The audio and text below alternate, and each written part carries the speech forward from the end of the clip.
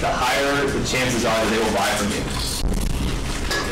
So people ask all the time, if somebody fills out my contact us form or downloads a white paper, how fast should I call them back?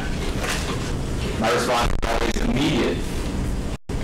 You don't expect them to have read the white paper, but what you want to do is you want to set the expectation with them that you're available at any time as a trusted advisor to answer their questions.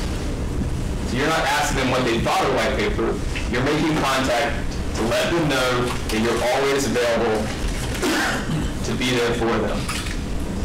And so the fact that you get them on the phone, the fact that it's 5 minutes after they filled out a white paper form, even though they're not ready to talk, creates a different level of trust than the majority of organizations where you fill out a form and it goes into the ether and you never talk to anybody.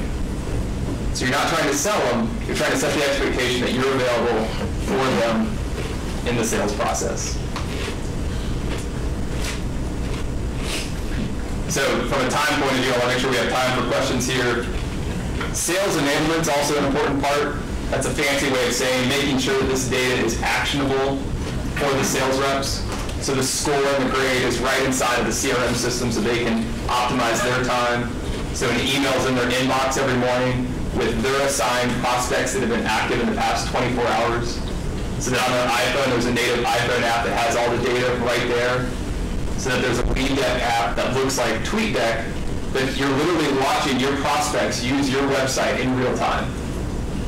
So you can literally watch them go through the site in real time using a simple Adobe Air application called LeadDeck. So making the sales reps more effective. And then having the key activities right inside the CRM, having the score inside the CRM, the last activity inside the CRM. Having the search term that they use to get to the site because that's so valuable, having it right inside the CRM.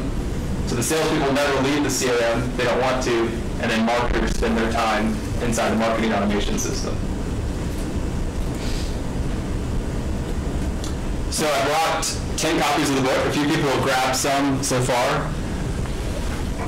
If anyone would like a free book on marketing automation, doesn't even mention the company name at all.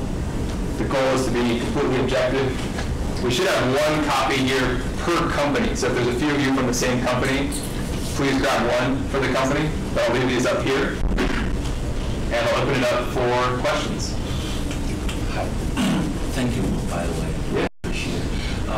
My question is, when you initially started, did you find that you had to pivot to where you're at now? Yes. That's my